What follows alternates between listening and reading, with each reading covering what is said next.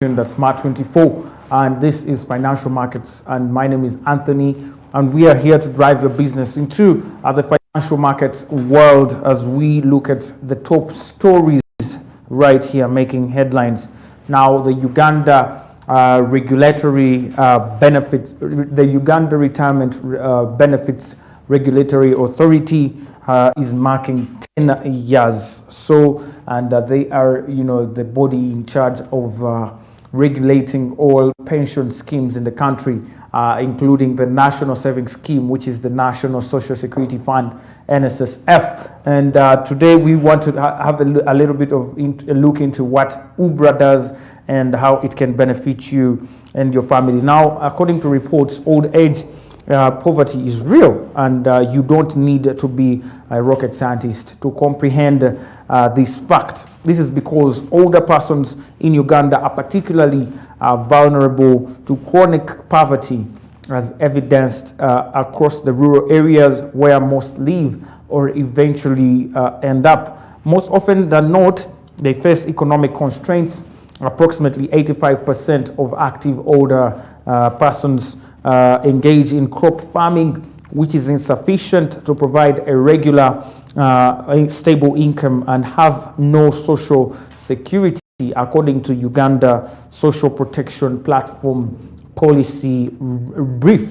And in addition, 85% of older persons in rural areas live in chronic poverty. I mean abject poverty. Older citizens also face challenges due to disability, as 67% of people above the age of 60 have at least one or more difficulties in functional areas such as hearing or seeing, among many other issues like walking and so many other things. To avoid being part of the aforementioned statistics and enduring related complications, Uganda Retirements and the Benefits Regulatory Authority, UBRA, launched its 10th anniversary celebrations with a call to Ugandans across the nations to save for retirement and avoid old age poverty. This celebration comes at a time when the sector is basking in numerous milestones attained in a regulated and supervised context. Over the past 10 years, the sector has overcome most of the challenges that have plagued it, according to the UBRA CEO, Mr. Martin Nsubuga, as he told journalists in a news conference held at the Pension Sector Regulator Head Office in Kampala.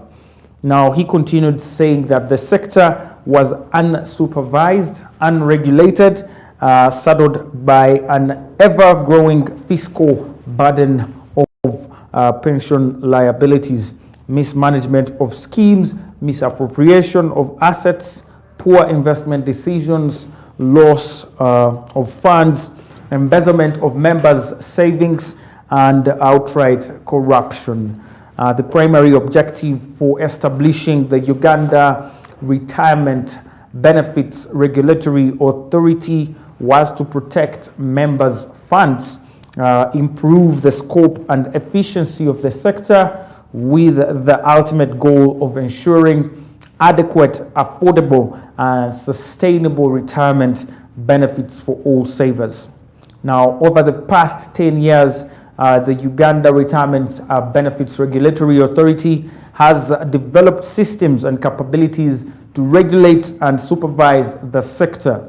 According to Mr. Nsubuga, the strong supervisory regime introduced by the Uganda Retirement Benefits Regulatory Authority, UBRA, is the foundation for the current sector trends that have seen great improvements in the scheme governance and prudential investment, which have resulted in the growth of sector assets from less than 4 trillion in 2014 to currently 19 trillion Uganda shillings.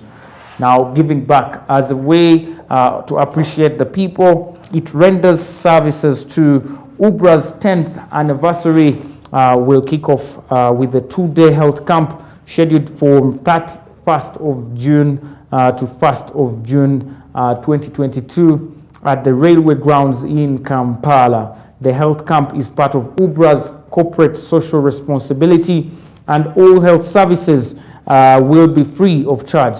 Services to be offered include eye screening, tuberculosis awareness, COVID-19 vaccination, and blood donation, UBRA said in a statement.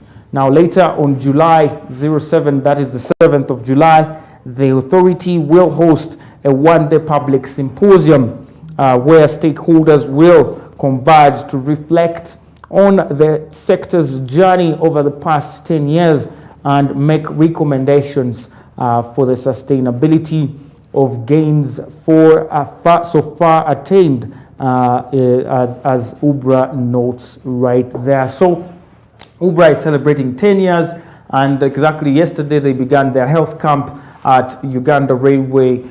Yes, right there, and they're doing eye care, they're doing blood donations, they're doing free COVID-19 vaccination and so on. So if you want to check them out, please, you can always pass by. I think we shall also be bringing you more of people from UBRA. They are a body in charge of all the pension schemes, regulating all pension schemes in the country, both the mandatory like the NSSF, CASITA, the MUMSA and so on, and as well as other private pension schemes.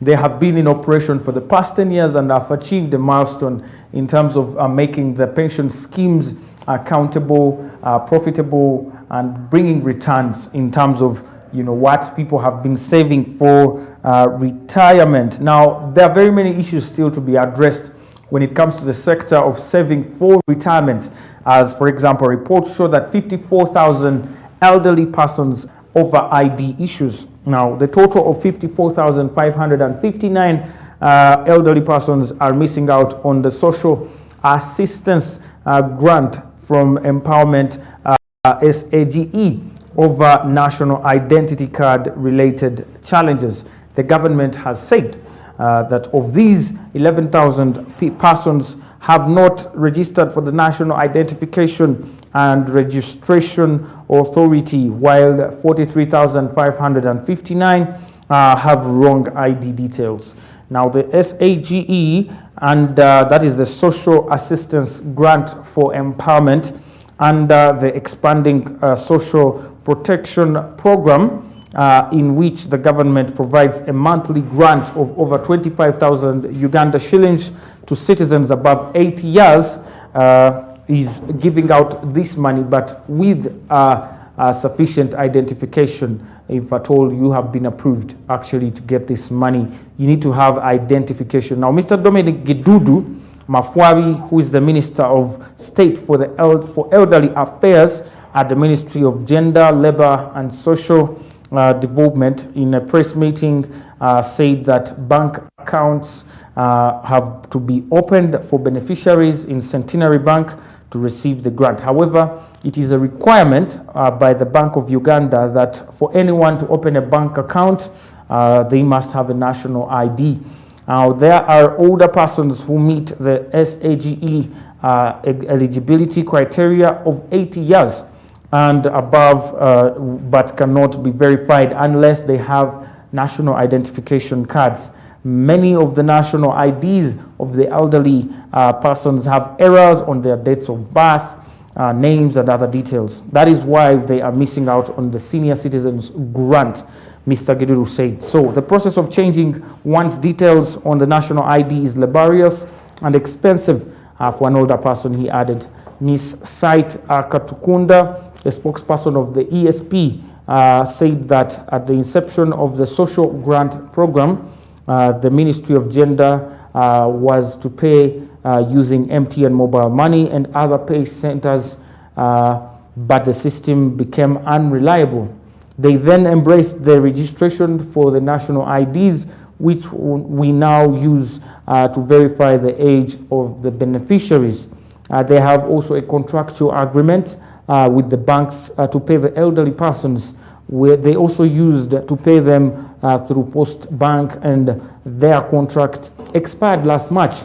So Centenary Bank won the bid for the next 3 years. Now, the bank uses the NIN numbers on the national IDs to open bank accounts for the elderly. The bank is a more reliable way for these people to receive money, and the accounts opened for the elderly persons do not have any charges on them. Even the withdrawal charges are not borne by the beneficiaries. The SAGE program currently reaches over 332,000 older persons countrywide, and the Gender Ministry and the Ministry of Internal Affairs are undertaking a remedial NERA registration exercise specifically targeting these older persons. The exercise, which started on Monday, will help capture all those who have not registered there with the National Identification Registration Authority. The affected older persons were advised to look out for information on when this registration will take place in their district and locally. During this exercise, the Ministry of Gender and Labor, as well as the Ministry of Internal Affairs with NERA, will work with the remedial registration exercise, according to Mr. Gidudu Dominic Mafwabi, who is the Minister of State for the Elderly Affairs. The local governments are expected to mobilize the affected elderly people to turn up on designated days and time so that their details can be taken and their national IDs prepared and processed and issued later on a later date. So that is a story right there from UBRA, as many people are grappling with old age poverty, and government is giving out handouts of, can you imagine, as small as 25,000. But you can see as many elderly people who actually go for this money because they have nothing to live on, and that is probably because they did not save for their retirement. And on this show, we are all about saving and investment so that actually your money can make you a little bit of more money on the financial markets. So UBRA and NSSF and all other pension schemes are here to give you a hand so that you can actually benefit from the saving for your retirement. Remember, they get that money that you have saved and invest in instruments such as treasury bonds, treasury bills. They invest it on the equity market, they invest it in property, and they invest it in all these other assets that gain returns. And at the end, when you clock the retirement age, as by the NSSF Act, that is the age of 55, you actually get back this money with returns. So that those returns are due to the investments that are made by those pension schemes through their fund managers. And that way, you don't have to suffer a lot in your old age, but you have something to actually lean back on as you actually grapple with your old age. So it's an encouragement to all the young people out there who are still not into saving for retirement to actually get started so you can benefit from your fruit, from the hard work you have as a young person. Remember, you cannot be a young person forever. So investment and saving for retirement is almost, it's a deal. It's a deal for you if at all you're still a young adult. NSSF has been in operation for quite some time, and it's a mandatory scheme to which every employee, be it in the formal or informal sector, is actually mandated to save for their retirement. At least I know of a percentage of 15% of your earnings should go to NSSF in order for you to actually benefit from your retirement. And at the end, they have what they amended in the Act of the NSSF, that is the amendment of 2021, NSSF Amendment Act, whereby people who are 45 years of age and above and have saved with the scheme for over the last 10 years can access midterm benefits to over 20%. So they can access that 20% and use it to actually, survive for that period of time.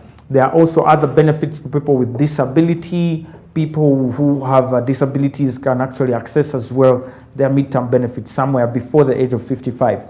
As well, recently, after regulations and rules were changed by the Uganda Retirement Benefits and Regulatory Authority, elderly people who have served with the scheme for over 10 years and above can access, okay, not access, they can actually assign 50% of their, retirement savings as securities or collateral for accessing mortgage or home loans for them to construct, renovate, or actually rebuild their homes. So these are all benefits of saving with these pension schemes. And for you to have a pension scheme, as we've heard from authorities here at UBRA, you just need to come up with a team of people called trustees. Those people can be coming from you within the organization. That team of trustees, is entrusted with the role of actually making sure your funds are well managed. Then the trustees also get a fund manager. A fund manager is someone who will get those funds and actually get to invest them. And then there's also a custodian, which is a bank that keeps that money. So the money doesn't go to the trustees or even the fund manager. The money goes to the custodian bank, and then it is taken by the fund managers who are also, regulated. And these fund managers invest it in, various investments. They invest it wisely. And at the end, when the money has made returns, they come and declare, the returns to the trustees, and the trustees declare the returns to the employees, of course. So it's important for you to have a pension scheme. You can be in more than one pension scheme. There are other open pension schemes that you can join if at all you don't have one at your workplace. Those pension schemes, you can go to UBRA and their website, they have them listed. So you can join any of those, and actually start saving for your retirement, because it's quite important. Like I told you, it's quite disappointing to find a 70-year-old on a border in Kampala trying to get customers or clients. It's not a bad thing, but it shouldn't be that way. I mean, if you've worked all your life and at 70 you still have to ride, it's a disappointment. So we can save for retirement, and actually UBRA is here to give you more. So watch out for that story as well. If you're told you are in need of blood, you want to give blood, or you want to donate blood, you can go to Uganda Railway right now. UBRA is holding their health camp there, where they're doing lots of things, and you can learn more about what they do as well. We will go into a short break. We return with more stories. Don't go anywhere.